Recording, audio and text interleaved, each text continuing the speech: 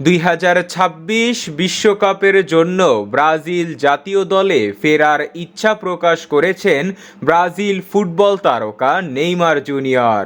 পাশাপাশি সেলেসাওকেও নেতৃত্ব দিতে চান নেইমার। সম্প্রতি ফরাসি গণমাধ্যম আরএমসিকে দেওয়া এক সাক্ষাৎকারে তিনি জানিয়েছেন তার লক্ষ্য চতুর্থবারের মতো বিশ্বকাপ খেলতে নামা এবং দেশকে বিশ্বসেরার আসনে পৌঁছে দেওয়া। ক্লাব ফুটবলের পাশাপাশি নেইমারের প্রধান লক্ষ্য 2026 বিশ্বকাপ। তিনি ব্রাজিলের হয়ে চতুর্থবারের মতো বিশ্বকাপ খেলতে চান এবং দেশকে শিরোপা এনে দিতে দৃঢ় প্রতিজ্ঞ। আরএমসিকে নেইমার বলেন, বিশ্বকাপ প্রতিটি খেলোয়াড়ের স্বপ্ন। আমি 3টি বিশ্বকাপ খেলেছি এবং চতুর্থবারের মতো খেলতে চাই। এখন আমাকে ফিটনেস ফিরে পেতে হবে এবং ভালো প্রস্তুতি নিতে হবে। নেইমার ইতিমধ্যে বিশ্বকাপে 13 ম্যাচে 8টি গোল এবং 4টি অ্যাসিস্ট করেছেন। তবে তার বিশ্বকাপ যাত্রা চ্যালেঞ্জে পরিপূর্ণ।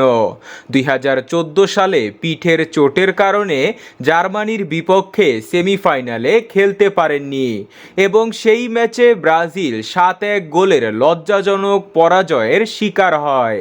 2018 বিশ্বকাপে বেলজিয়ামের বিপক্ষে কোয়ার্টার ফাইনাল থেকে বিদায় নিতে হয়।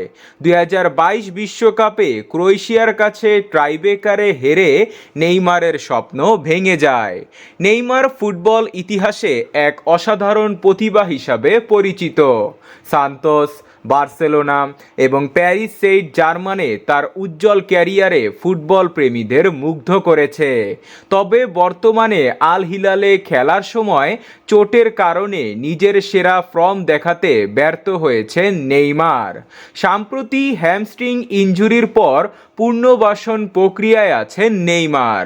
নেইমারের বর্তমান ক্লাব আল হিলালের সঙ্গে 2025 সালের জুন পর্যন্ত চুক্তি রয়েছে। তবে গুঞ্জন রয়েছে তিনি শীতকালীন ট্রান্সফার উইন্ডোতে অন্য কোনো ক্লাবে যোগ দিতে পারেন। সম্ভাব্য গন্তব্য হিসাবে সান্তোসে ফিরে যাওয়া বা ইন্টার মায়ামিতে লিওনেল মেসি এবং লুইস সুয়ারেজের সঙ্গে খেলার কথাও শোনা যাচ্ছে। যদি বার্সেলোনার বিখ্যাত এমএসএন জুটি আবারও একত্র হয় তবে তা ফুটবল বিশ্বে নতুন উত্তেজনার সৃষ্টি করবে।